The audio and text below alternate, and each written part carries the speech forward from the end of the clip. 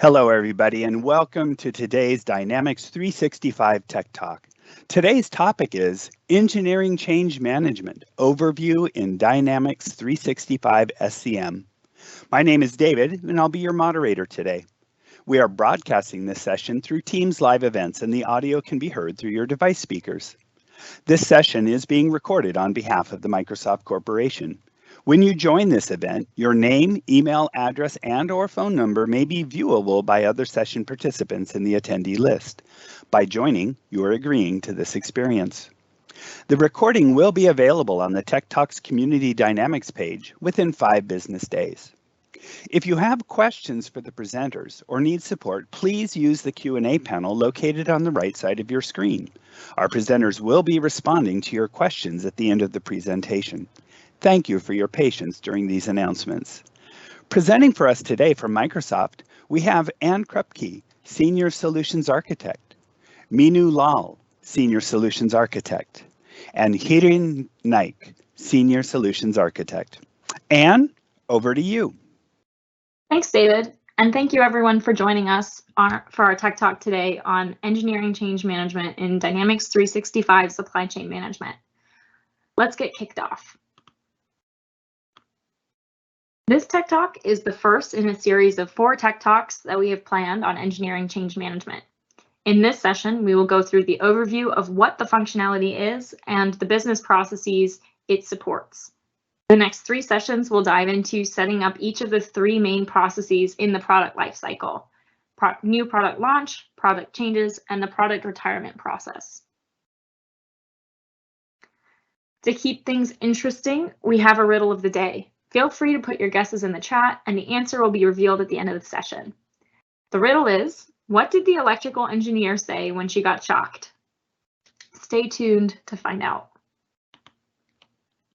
Let's do a quick walkthrough of our agenda for today's session. We will start off by reviewing what engineering change management is and how businesses use the functionality to support product processes.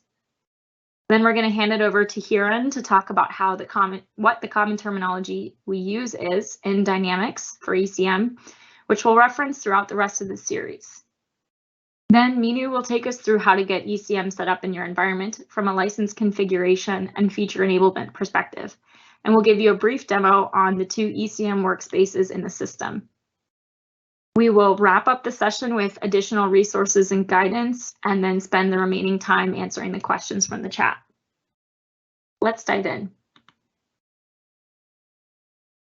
So we'll start with answering the question, what is engineering change management and why would we use it?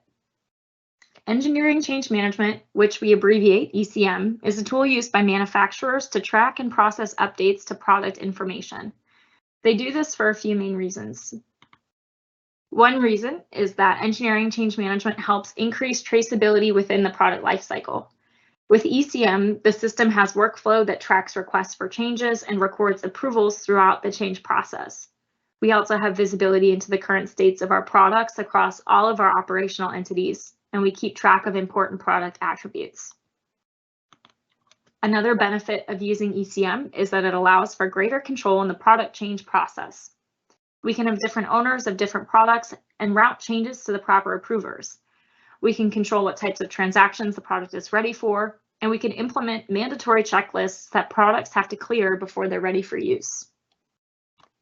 And thirdly, one of the great things about ECM is that it allows us to take what are historically paper or manual processes and put them into the system. By using system workflows, we can avoid playing phone tag or digging through our inbox to find the engineering sign-off on a new product. As I said in the previous slide, ECM is traditionally a tool used by manufacturers, but within this industry or horizontal, what are the kind of companies that typically use engineering change management to support their product lifecycle? One common reason manufacturers will use ECM is if they have a make or engineer to order fulfillment model. In these kinds of cases, there's a lot of activity going back and forth between the product design team, the customer, and other departments like sales and production. And ECM helps support this collaboration and ensures the proper design procedures are followed. Another common attribute of an ECM user is if the product or process is highly complex. ECM allows for greater visibility and control, especially when managing product changes in that kind of an environment. Global companies with a large footprint benefit from using ECM to define product ownership across different teams, control product rollouts to different entities, and to improve communications within the different departments across the globe. And another common type of company that will use ECM is a heavily regulated company. For them, the traceability aspect of ECM functionality allows them to make sure that they're in compliance with government regulations and gives them the tools they need to pass the regulatory audits.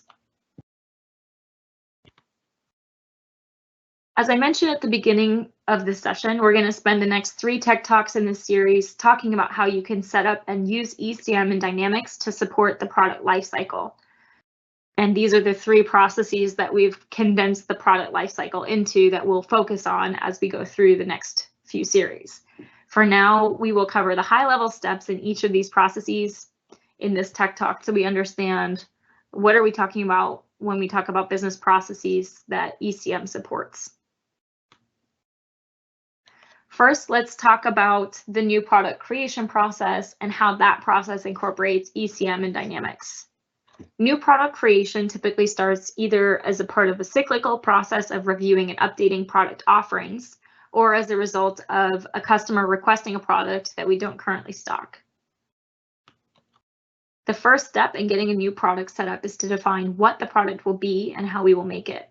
This isn't something that's specifically tracked in the ECM module in Dynamics, but we might use the project management and accounting module in Dynamics to track the related research and development expenses, as well as our initial production runs where we're figuring out what the official bill of materials and route will be for this item. Once we know how we're going to make the product, we can complete our initial setup of the product in our engineering company. We define information such as who owns the product, how we're going to classify it in the system. We can use approvals to make sure that our information is complete and correct. Next, we send the information about the product and how to make it to any of our manufacturing sites that will produce it. We can choose what data should be controlled by our central engineering org and what will be controlled by each specific location. Each manufacturing site will review the information sent and create the final setups needed for them to begin production. Again, using ECM controls to ensure that all steps are completed and approved before we start transacting. And finally, we update the product lifecycle state to reflect that we are ready to launch the product for use in transactions. After products have been launched and are in use, we'll likely need to make updates throughout the product lifecycle. Normally, updates are driven either by a periodic process of reviewing our product offerings, as mentioned in the previous slide, or they might come up ad hoc throughout the product lifespan. For example, a customer service agent may receive a call from a customer asking for a change to the bill of materials, or a production operator may raise an insight in the routing based on their experience producing the item. Once the request has been raised, we will typically want to investigate whether the change is feasible and what the implications are of that change. For more complex changes, we may use projects once again to track the cost of the research or our test runs in production, just like we do for new products. We will also need to think about whether the change requested should be a new version of the existing product or whether it should be a new product entirely. If we decide to approve the change and determine that it should be an update to our existing product, we will create the change documentation to track what the changes are that are being made and the various approvals we want to capture for the change. We'll also analyze the business impact of the change and identify any on-hand inventory or work in progress inventory of the soon-to-be obsolete version. Once approvals are completed, we can release the updated product information to the manufacturing entities, just like we did with new product launch. When we're making a significant change to our product, especially regarding the bill of materials, we may address the disposal of old versions of inventory a couple different ways. We might simply scrap the inventory and record that in the system, or we might have a promotion to sell the remaining inventory at a reduced price to deplete the stock as quickly as possible. We might also want to look at the work in process production orders and determine what action we want to take for those specifically. And finally, at the end of the product lifecycle, we're going to retire our product. Once we've decided that our product is due for retirement, whether that's because we have a new product that's going to replace it or it's just not a product that's profitable for us to sell anymore, we'll start our same change documentation to record that we are retiring this product and go through all the proper steps that our business has defined as our workflow. One of the key points here is that we'll update the product lifecycle state to indicate that it's no longer available for use in sales transactions or procurement transactions, for example, which allows us to maintain that visibility into the product by keeping it in the system and not deleting it, but preventing it from being used because we've decided that we don't want to do that anymore. And then we need to think about how we're going to dispose of obsolete inventory. If we still have inventory on hand as we're going into the product obsolescence process, once again, do we want to scrap it? Do we want to prioritize its consumption before we switch to whatever the replacement is? And then how do we want to handle new orders coming in for that product? So we might want to think about using a link to an alternative item if someone tries to order a product that's obsolete. So those are the high-level business processes in the product lifecycle state and how they're supported by ECM. With that, I'm going to turn it over to Hiran. Thanks, Anne. Now that we have understood what engineering change management is, how ECM can help in a process of launching a new product to change and evolve the products and its retirement process, let us switch gears and go through some of the terminology and concepts which you will be using while working with ECM module in Dynamics 365 for SCM. So in today's Tech Talk, we are covering some of the concepts at a high level, but in upcoming Tech Talks, we'll be able to show how to configure these features to show its relevance and how to use them in a specific business use case. The very first concept we have is the engineering organization versus the operational company. Organization can create and designate one of the legal entity in the system as engineering organization to ensure that the master data for product is centrally created and maintained. An engineering organization owns the engineering products and their engineering relevant data. Engineering products and engineering relevant data will be released to operational companies. As you can see, DEMF is the engineering organization where engineering products and relevant data is managed and maintained.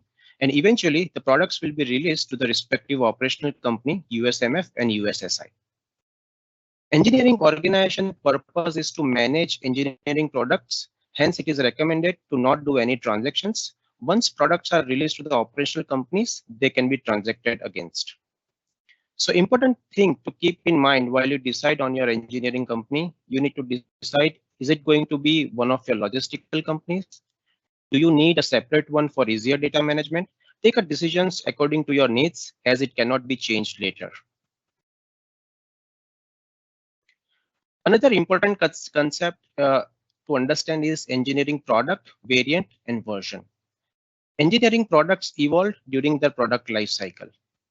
Changes are introduced to improve product serviceability, change a component because the supplier no longer offers it, respond to new insights, or fix mistakes in the initial design. Supplier might offer same products in different configuration or color to meet consumers' demand and respond to new trend, which can be tracked through new product variants. Engineering versions ensures that the various states of a product and its data are kept current and clear, and that they can be visualized in the system.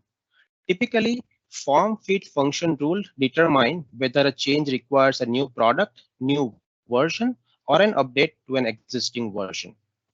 If we see left to right in the first example, product has evolved as new product as new features are offered in the product.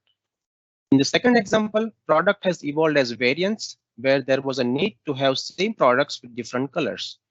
The third example shows product has evolved as new version as underlying part has changed or replaced. Engineering product category. The engineering product categories provides the basis for creating engineering products and help ensure products are created as per company's business rule. Each engineering product category establishes the default behavior of the engineering products that are created based on that category. As you can see here, we have three different product categories for products: headset, speakers, and projector. Engineering product category will define what should be a product type. If it is an item or a service type of product, what should be a product subtype, whether it would be a product master or a product. And if product subtype is a product master, then what will be the product dimension group in order to track the product variants such as size, color, style, configuration, and version. If version should be used as a variant, or if there is no need to track version in transactions, every such behavior will be controlled using engineering product category. Let's discuss about tracking versions in detail in next slide. But important things to keep in mind while you decide on your engineering categories: make them fit your business needs, as it will not be allowed to change later. Especially for converting the non-engineering products, the version dimension cannot be used, as version dimension did not exist for non-engineering products. For new products, decide if you want to track versions in transactions or not. Now let's review one of the settings. As I mentioned in the previous slide, engineering product category control the behavior of engineering product. And one of the behavior is dependent on the setting of track version in the inventory transactions. If version is tracked, the version will be used as one of the variants along with the size, color, config, and style. Company can sell product of a specific version. You can track product lifecycle state by version. However, this also means that company will have to maintain inventory level for each specific version and will have to meet consumer demands for specific versions. On the other hand, if there is no need to track versions in the transactions, product will not have version as a variant. However, you can still track revisions to the product information, as each product change will create different engineering versions. If you have a need to convert non-engineering products to engineering product, then you will have to select this option. Since version is not tracked as variant, it is easy to maintain number of products and their inventory stock. Product owners. Product owners are a group of users who are part of product owner group and responsible for managing specific category of products. When a product owner group is assigned to a product, only the members of that group can release the product. The product owner can also be used in the approval workflow for change requests and change orders in the engineering change management. For example, in an electronics manufacturing organization, there is a product engineering department who manages different category of products such as audio or visual products. There can be set of products which are electrical components which will be managed by separate product owners. And eventually, these parts will be supplied to headphones, speakers, or projectors. Organization can establish product owners for products such as speakers, headphone, projector, and electronic components who are responsible for managing specific category of these products. Another important concept in engineering change management is product lifecycle state. A product lifecycle state documents the lifecycle state of a product or a product variant. As an engineering product goes through its lifecycle, it's important to be able to control which transactions are allowed for each lifecycle state. For example, products that aren't in the mature state should not be put on a sales order. Alternatively, if a product is reaching its end of the life, you might want to control the inflow of that product. Product's lifecycle state can also be set up to its engineering versions. When the product lifecycle state is connected to an engineering version, you can use the lifecycle state to control which transactions are allowed for that engineering version. You can enable or block the transactions for business processes across sales, purchase, and planning. Now let's look at an example of product lifecycle state of a product. Let's say electronics manufacturer has speaker of 1000 watt, which is operational and in the market. Organization is allowed to transact against this product, hence product can be used on sales order transaction. Meantime, manufacturer is working on designing new product, say speakers of 2000 watt. Since this product is still in design, this product is yet not allowed to do transacted against. In such case, transactions such as sales order will be blocked. Now, company launches a new speaker of 2000 watt and the life cycle state for this product is changed to operational. Now, this new product will be allowed to transacted against an order can be placed for these new speakers of 2000 watt. After a while, company has decided that they would like to discontinue the speakers of 1000 watt. So its life cycle state will be changed to obsolete and that product will no longer be allowed to place an order on.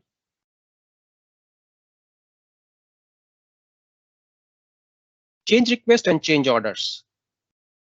The engineering change request process lets you capture the request for changes from all the relevant departments in your company. It doesn't matter whether you work as an engineer or in a manufacturing, sourcing, warehousing, or sales department. Anybody can use an engineering change request to request a change. Change request is a means to suggest a product change, but it does not mean change will happen until the change is approved. This change might be an idea for a new product, an issue that you discovered while you were working on with an existing product, a suggestion for improving an existing product, or something else. After someone submits a request for change, the review and approval process can be managed by a workflow that identify who must approve the change. For example, the product owner can approve the change. Engineering change orders provides a structured process for making changes to the engineering products. If change is requested is approved, product manager can convert the change request into the change orders. You propose changes by using a copy of the engineering relevant data. You can also create an engineering change order that is based on an approved engineering change request, or you can create engineering change from scratch. You can define various attributes such as priority, severity, customer approval on the change orders. You can include multiple products on a single engineering change order. Using this change, new product, new variant, or new versions can be generated. Now let's review one of the use case for change request and change order process. Let's say call center tech support has received feedback from customers that the headphone battery life is lasting lower than expected. Call center tech support enters a change request to suggest improvement to the headphone's battery. Tech support can add notes and attachments regarding the specific issues. Change request is routed to the headphone product owners via workflow for review and approval. Product manager approve the change request and create a change order by converting the change request to a change order. Change order will be created by adding existing headphones one product to change order. Product design team will review the product design for a battery specific issue and identify that one of the component for the battery is responsible for low battery and decide to change that component. BOM for the headphone V1 product will be changed in the change order, which will result in a new product version for headphones V2. Change order will be submitted for approval via workflow. Once product owner group approve the change order, it will be processed, resulting in a new product version headphones V2, where new component related to the battery has been replaced. Once the product headphone V1 changes are approved and processed, the new product version and its BOM will be released to the operational company. There is also an ability to define product release policy in the system. So once product is released, it can be automatically be available and released in the operational company, or a manual approval is needed in specific operational company. Now, these are some of the attributes available when change request and change orders are created. You can define and set up values for each of these attributes in the system as per your business need. For example, you can define category, priority, severity for change request and change order. These attributes will help drive insights like how many change requests or change orders are of specific category, how many change orders are of urgent priority, and you can review some of the products associated with such severities and priorities. Similarly, you can set up the change reasons, customer approval state for change orders. Another set of attributes which are available are material disposable codes and environment, health, and safety regulations, which can also be defined on the change orders. You can use material disposable code to categorize materials that are used in your finished goods or components that must be disposed of in a specific way or require some treatment before they can be added to your regular trash. If any standard environmental health and safety regulations or company specific regulations must be considered in the manufacture of a product, you can use the environmental health and safety codes to define them. In engineering change order, you can indicate which codes apply to manufacturer of this product. Product readiness.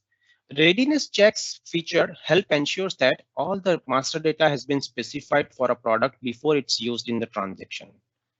When readiness checks are used, a user or a team is made responsible for validating specific predefined product related data. System checks. System check verifies whether there is a valid record for a product. For example, system will check if product has active and approved bill of materials or route. Another system check is to validate if cost price is defined for the product or not. Manual checks. A user verifies whether the record is valid. For example, there are some key product information needs to be defined, such as default order settings for a product, and they need to be verified by inventory department. Similarly, sales team or procurement team needs to verify if sales trade agreement and purchase trade agreements are defined for the product. You can also use a checklist to do some checks. The user answers a series of questions from a checklist, and the system determines whether the answers meet expectation. For example, product financial details needs to be verified before it can be made active and transacted against.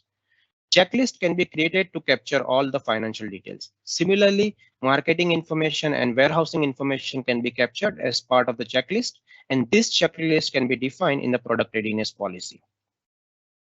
When the activation process is triggered for an engineering product, variant, or a version, all the required data will be which are entered will be verified based on the product readiness checks policies defined using the system check, manual check, and checklist. With that, I will now hand it over to Meenu, who is going to walk us through how to enable ECM features and will demo ECM workspace and also discuss some of the recommendation. Meenu, over to you. Thanks, Siren. Now that we know what ECM is and the common terminology used in ECM in Dynamics 365, let's see how we can enable it in SCM. Okay, so let's talk about what step we need to do before we start using ECM. Although we all know that ECM comes free with SCM license, so we do not have to buy a separate license, which is a good news, I guess. But we still need to enable it from license configuration as it is not enabled by default. But before we do that, we need to make sure that we put system in the maintenance mode. And if we skip this step, the license configuration will be in the read-only mode. So make sure before you come to license configuration, you do enable the system in maintenance mode. In license configuration, from there, the ECM could be found under the trade module.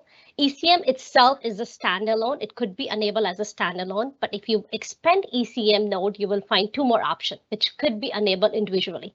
The first one is the attribute search. We recommend enabling this feature as we know engineering product usually has more attributes than product master.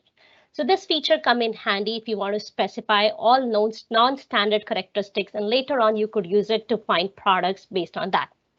The second one is change management for process manufacturing. This feature is to manage changes in formulas for process manufacturing, so you can enable or disable this feature as needed. If you go further down the list, you would find another one called product dimension version. I know Hiren touched base on product dimension version. This is a very good feature. This is used to track the versions on the product itself. So version is a product dimension that is intended to help you maintain and track multiple versions of the product throughout the supply chain. And after that you do that, you have to make sure you make your system, turn off the system from maintenance mode. With this, we added, with all those changes, we added a new forms and tables. So database must be synchronized to ensure that their configuration key are properly configured to reflect your changes. For tier 2 environments, database synchronization happen automatically since we put the environment in and out of maintenance mode. But for tier 1, we need to manually synchronize it by logging into the box. So make sure that you do that. Let's talk about ECM feature management. As you all know, with D365, we have this amazing feature management workspace from where you can enable and disable the features. All the ECM features are under the module called Engineering Change Management. We have provided a link here to help you go through all of those. So depending upon whichever feature you need, you can enable and disable from the feature management itself. Let's check some of the ECM-related workspace available out of the box of D365 SCM. Workspaces in Dynamics 365 are a collection of common use link, tiles, lists, and jobs that as a specific user could perform in their roles in organization. As you know, that each workspace is geared towards and optimized for common roles within organization. Workspaces are intended to be a single point of entry into the application where user will spend the majority of the time to complete various tasks, monitor specific report, and manage their day-to-day responsibility. Let's just dig into one of the engineering change management workspace. In the day of a life of a product manager, when it comes in the morning, he wants to have a high-level view of open change orders, request, and approve one in ECM. He can use this workspace to plan his or his team day accordingly. On the top, you would see that there are different windows. You can go and create a new change order from there. You can go create new requests. You can go and look at open change orders. You can look at all the requests and all release products. Below, we have a different list. The first one will show all your open change orders. The second one will show open change orders. From here, you can add more columns respective whatever you need. Like I'm going to go ahead and add the priority. I want to see what are the priorities on all the open change order. That way I could decide which one to do first, which one to do next. Like urgent is the one which I would go and tackle first. You can see other different options like process change order, approve change order. There are different views. In this views also, you can go and add different columns. Below, we would see a graphical view of things. Some people are good in looking at graphics, like I would go and see what's the priority on it. Let me give a big picture of it. So there are different graphs available for you to look at it and see what all the urgents are, what are the routines, what are the severity level and the priorities. So from there, you can make your decisions. If you go below, you would see there are different links we needed for, like one of the example is a business impact. That report could be used to tell you what would be the business impact if we change anything on that product. We have another one called engineering change order. That one is to check all the different engineering order. We do have a different setup tabs available where you can go and do the setup directly from this workspace. So I would say this workspace was inclusive of a lot of stuff engineering change manager will do in his life. Let's have a demo of another workspace which is related to ECM called Product Readiness for Discrete Manufacturing. I would say this workspace is a perfect example of how inclusive is ECM with other module in SCM. This workspace would be mostly used by product engineering manager who wants to have a high-level view of a product lifecycle. So top tiles will show you all the release product change request, like we have a 3 in this case. And the rest of the tile will tell you if the release product are missing any key things like active BOM or active route versions and different other things. In the middle, you would see a list pages. And first one is a product change request list. So in this case, we have 3 of them. The first one is about the crossover discontinue. From here itself, you can go and check completeness of that particular case which is being created. Or you can approve or activate. If you want, you can directly click on it and go to that case itself and review it. Like here, you can see what are the case log and what is the name of it, what is the case category and priority. All of these can be looked at it and you can make a better decision by clicking on it and change the status as needed. You can want to process it or cancel it, whatever you want to do. From here, you can check the completeness of this case and decide whether you want to change it to change request or not. And once you close it, it's going to bring you back to the workspace. So that's kind of a beauty of it. And there are different lists as mentioned. There are missing active versions, BOM versions. There are other ones which could go directly from here itself. Below, we provided a link to a different forms. Like let's say one of the BOM is missing an active version. So you can go directly from here and make changes and come back to the workspace.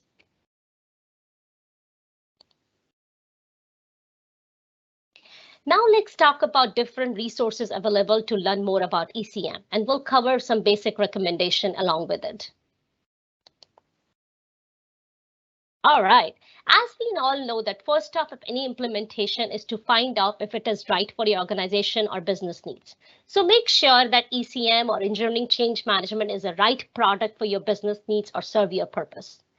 And then we would identify the right people for that product who would need to be involved, like who manages the product, review it, and review additional forms related to ECM and make sure it is a right product for your company and the business needs.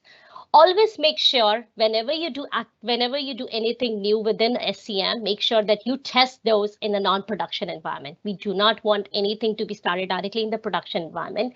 And once you do that in your tier 2 environment or dev box, make sure it's serving your purpose, doing your business needs, and then you can go and activate in production environment. But always the case, make sure you test in a non-production environment. And do watch us for the next tech talk to make sure you can make a better decision. And we did provide a link for our tech talks. So make sure you can go and register it. Let's see what all resources we have available. Here are some of it. First one is MX Docs. For anything related to Dynamics 365, we have very good doc articles. You can go and read about it. ECM one has even contains the video. You can look at it and see what it helps you with the business needs or not. We did have a previous tech talk, which is done by one of our engineering managers. That also helps you in seeing whether it does serve you or not. I would say my favorite one is the Yammer group. Yammer group is a place where you can ask questions and see what other companies are doing with this product so that you can make a right decision. You can put your questions in there. And it's like a good place to ultimately know whether this product is good for you or ask questions. Next one is the idea site. We always encourage everybody for the feedback. If you have anything you think that we should change for the product, please go and put your ideas in the idea site. We regularly monitor it. All right, that brings us to the end of our slideshow. So guys, what do you think is the answer of your riddle? What did the electric engineer say when he or she got shocked? What do you think? What did she say? The answer is that hurts. Isn't that funny, guys? All right, so it's time for a Q&A. So let's see if we have any questions in our chat. Looks like we've got a few. Okay. So let me read the first one. Somebody said we are already using ECM from the ISV vendor. So ECM functionality in D365 optional or mandatory? I'll take this one. Sure. ECM is optional, and you can also choose to use ECM for a subset of your products. You don't have to use it for all of them. So it's a module that's included out of the box with Dynamics 365 supply chain management. And you can choose to enable it. And then once you've enabled it, you can set up specific products as engineering products, and that determines whether they're controlled by ECM processes. If you don't want to use ECM, that's also fine. You can just set up your products as regular products and release products, and they won't use the core ECM functionality. Kieran, anything you want to add to that one? No, I think if they're already using the ISV, you just wanted to verify how ISV product is installed, whether they are making use of existing ECM functionality or is it completely a standalone. So that is something which you can verify. And then maybe if the engineering change management is enabled, you can try to leverage additional features which are part of the ECM if that makes sense for your business requirements. Great, thank you, Firon and Anne. Sorry, Anne. All good. And we have the same question 3 times. Which 365 version introduced this ECM feature? Shall I take this one, Hiran, or you want to take this one? Yeah, I don't remember the exact version, but it's been generally available since December 2020. Yeah, so it's been around for almost more than a year now. I don't know if you have a specific version. So I would say it's actually 10.0.25. It's actually activated, but it's been there since 23, as far as I remember. But yeah, he's Hiran is correct. It's there since December 2020. All right, so we have one more question. Is there a published data model that details all the table and fields in relationship for this ECM module? That's a really good question. Go Yeah, ahead. it's a good question, and this comes a lot when you are trying to kind of migrate existing products or things like that. I don't think so. There is a published specific list of published tables or entities, but you might want to take a look at data management framework and look at all the entities which are available for ECM. One of the thing which you want to keep in mind if you want to use these entities and if you want to import some of the engineering products, you will have to make sure that you use the ECM products entity and not the regular release products entity. And you will have to first import all of these products into the engineering organization. And from there, you can basically release these products to your operational companies. So there are some of the gotchas which I think is documented, but you will have to identify the specific entities which are related to the ECM. The regular release products entities and importing them directly into the operational companies will not work, as it will not create the versions as it is intended for. Right. And I do want to add to that, it's saying that since it's free with SCM license, so you can try it out. We do have some special entities published for ECM too, so you can try it out in our dev environment or test environment and see if that's what you're looking for. There one more question. Can you convert existing product to ECM products? Yeah, I will take that. Oh, go ahead. Okay, yeah, go ahead and no worries. All right. I'll add in. The answer is yes, you can convert existing products to engineering products. That was one of the features that Minu showed in the feature management workspace. There is a note, however, you can version those products when you convert them, but if you have it as a release product that doesn't use variants today, and then you convert it to an engineering product, you can't track version in inventory as a product dimension.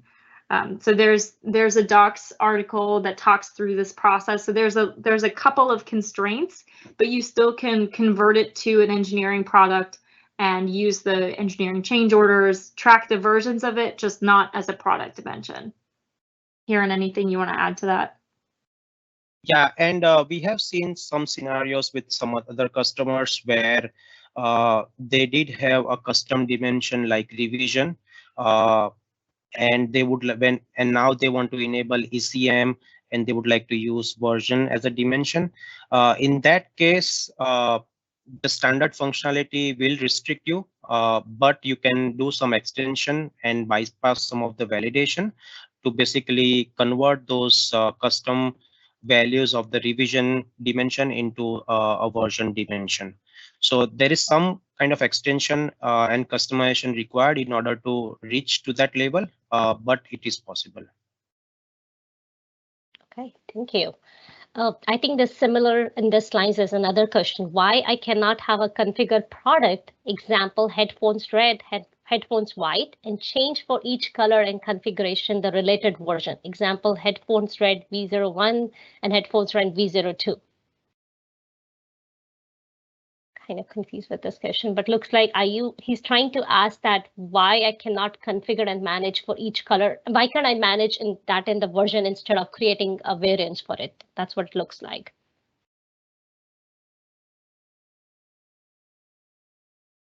Yeah, I think so. You can have separate versions for each variant. So if I had headphones that come in red, white, and black, then I can track the versions on my red headphones variant separately from my black headphones variant. So we do have that ability right here. And exactly, yeah. So you should be able to version each variant as well. So for example, headphone rates has V1 and then it has the headphones rate changed to V2. For some reason, you will be able to use that version. You can activate that version. You can have its own life cycle of version V2. So that capability does exist. Okay. One more question also related to version. So version dimension is available only with ECM? As far as I know, it is available without ECM too, because we have a separate configuration key run. Is that correct? Yes, that is correct. You can enable the version, just the version configuration key, and it will be available as one of the variant. But however, if you want to use ECM and want to use as a variant within ECM, as I mentioned in the tech talk on the engineering product category, you have a setting whether you want to track versions or not. So you will have to make use of that functionality. But if you just want to use version, you can use it. You can just enable the version as a variant. Okay, so another question related to track version. Looks like everybody is interested in the track version. So this one is in track version, you listed several things. Track version as a variant, sell specific version on transaction, track lifecycle state by version, maintain inventory by version. Are we able to choose which of these options we want to employ? For example, if we wanted to version a product and have a record of that change, then we don't need to separate track the specific inventory by version or require sales transaction to enter the version number. Is that possible? So I'll try to answer this, and maybe Anne, you can add, or you can add. As I was mentioning, each product engineering product, that behavior is defined by engineering product category. So on engineering product category, if you define that category to be of a product master, that means you're trying to use the product dimension, and you can define which product dimensions or variants that product will have. So you can define size, color, and version as variants. So you can set it up that way. And then if you decide to use version, you can also have version as one of the variant. But in order to, if you want to track specific versions in the transactions, then you will have to allow tracking to yes at the engineering product category. And that way, you will be also tracking version as a variant, and it will have its own engineering version as well. What that means is when you are doing any transactions like sales orders or purchase order, you will have to choose specific versions, and it will have associated variants as well. If you do not track it, then that version variant is not tracked, and you will be only using basically whatever you will be basically using that product number itself on each of these transactions. yeah, I think So you do want to make sure that you test your scenarios by setting up a product category, engineering product category, with track versions and without track versions, and see which one makes most sense for your business scenarios. And I'll just come in and kind of summarize what you said here. And I think the important thing is you can still track versions from a revision concept without tracking versions in inventory. And that's what the slide was talking about. So we can know that we're on version 6 of this engine that we have as a part in our inventory without knowing how many version 6 we have in inventory versus how many version 5.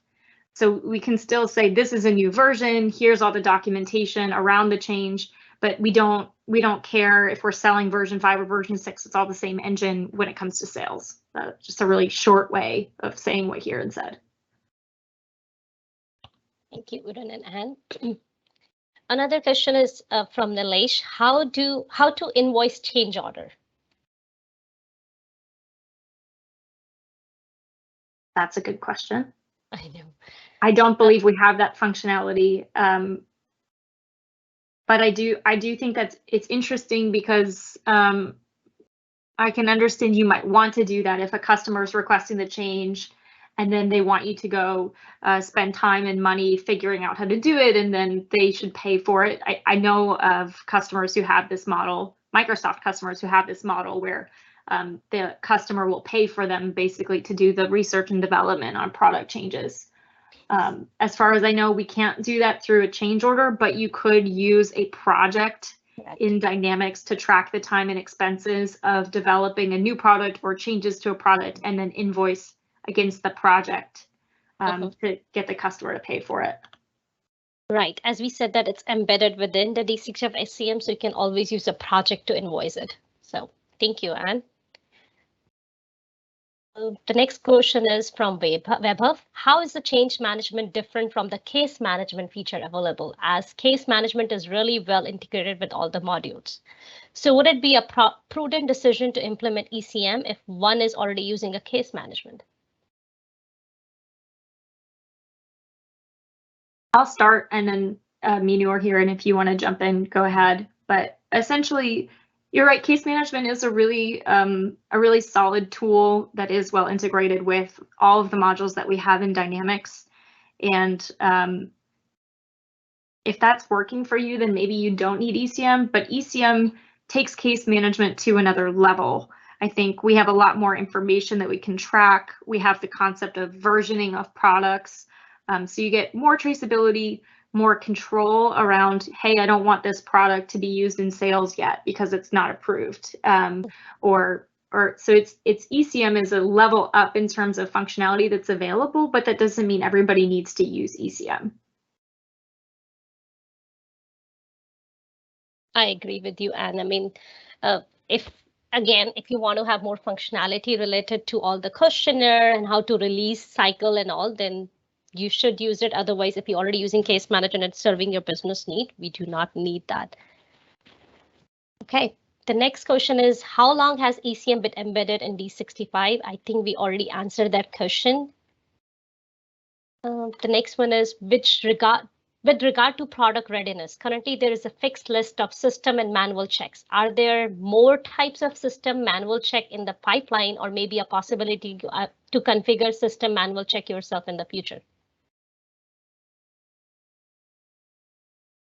So, Hiran, do you want to take it, or you want me to take this one? Yeah, I think at this moment we have a fixed set of system checks and manual checks. But I think it's a good question. We should definitely check with the engineering team if there is something in the pipeline where they are planning to add more checks in place. But you can, if there is a need, you can probably make a use of checklist because it's kind of more configurable. I know it doesn't give you that level of flexibility as system checks or manual checks. But if that is something which you're looking to use, you can always use checklist. But we will definitely get back to you on if there are plans to add more system checks and manual checks. And we will also check whether there is a possibility to do extension and add more checks in there. So we will get back to you on that. I would say too, if there are specific checks that your business needs that you want to have as system checks, provide the use case to us, because we're always looking for what is important to our customers, right? So we could go off and say we think we should add these checks, but if they're not the checks you're looking for, that doesn't really help. So I think we would love to hear from you what checks you'd like to be added. Thank you, Hiran and Anne. So another question is from Anonymous. Can I use a configuration model to configure an engineering product? I'll take this one. Sure. So the answer is, right now, as I understand it, you cannot have a product that uses the product configurator also controlled as an engineering product. I think there was actually a conversation about this in the Yammer group that me and you talked about a few slides ago. But what I do think it's interesting, because the whole point of a product configurator is that you're trying to build a product ad hoc and not necessarily go through all of the official design steps that ECM has that go along with it, right? But you might say we have a product configurator for a car. Let's just use a car as an example. And people can choose the color. They can choose if it's front wheel drive or all wheel drive. But we want to control the components like the engine and the seats should all be revision controlled. So you could have a finished good, the car, which is a configurator model, but have the components of the car be controlled by engineering change management. So the two pieces of functionality can live in the same product, right, in overall and cooperate together. But as far as I understand, you cannot enable a product configurator item to also use engineering change management.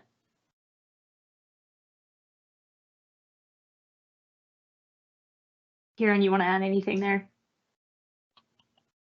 No, I think you have covered it. Currently, the product configurator doesn't support ECM, and there are clear reasons for it, as Dan mentioned, because it's geared toward different personas and different business processes, and I think that is the reason why it's currently not supported. Thank you, Hiren. Is there a migration path if we want to move from ISV to standard D365?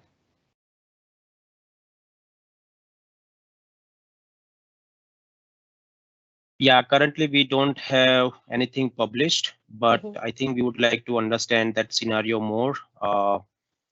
And if you can provide any feedback on EMR group, I think we can definitely look at it and put together some of the steps and processes around it, how you can migrate. So definitely that feedback is welcome.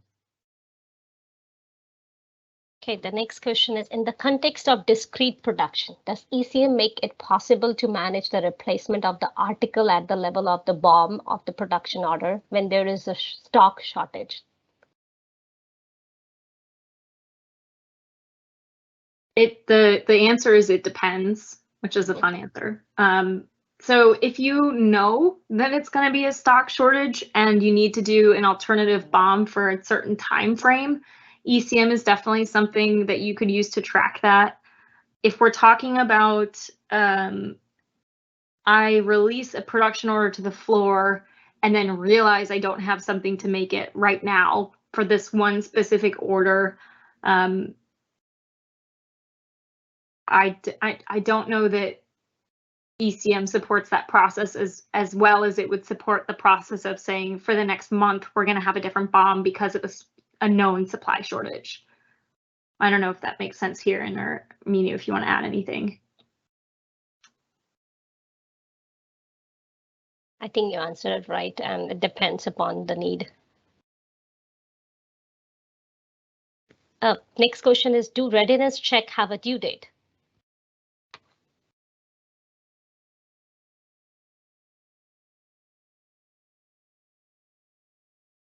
I think not sure about that. I will have to check, and I can also check if that is something in the pipeline, in the roadmap as well.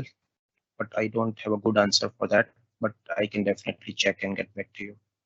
Okay, thank you, Hiren. Agreed that I do not know about that too. Maybe it's coming, but we don't know yet. Okay, the next question is, will there be a session that reviews how the attribute functionality work? I'm struggling to get it do anything. And we do have 3 different tech talks coming. We'll cover this more in detail in the next 3 tech talk. So do you want to add anything, guys? Okay. No, definitely. We are planning to showcase the attributes and attribute inheritance functionality in upcoming tech talks. Yeah, I would just add that we'd love to hear what your use case is that you're trying to use it for, because that'll help us target our users a little bit better in what we present. Okay. Next question is from Jitendra. We have 10.025, just check in feature management and did not find an ECM feature. Do you know the reason? I think, Jitendra, did you go and check your license? As mentioned, that you have to configure from the license. You have to make sure your license is enabled. Even though it comes free with SCM, you still need to go and check your license configuration. So this is the screenshot of it. And it's showing a screenshot too. So guys, make sure about that one. Okay. You- I know we still have more questions, but we are at our time for this session today. We will go through and answer the rest of the questions in chat, and then we'll be keeping track of all these questions and make sure that we do get answers out for those ones we weren't able to get to today. So I'm going to turn it back over to David to wrap us up. Thank you much, Anne and the rest of the team. I've posted a link to a short survey in the Q&A panel. We'd like your feedback on today's session and hear what you'd like to see in future events. Thank you for your participation. As a reminder, the recording of today's session will be available on the Tech Talks Community Dynamics page within 5 business days. I'd like to extend a big thank you to our presenters and our audience for joining us today.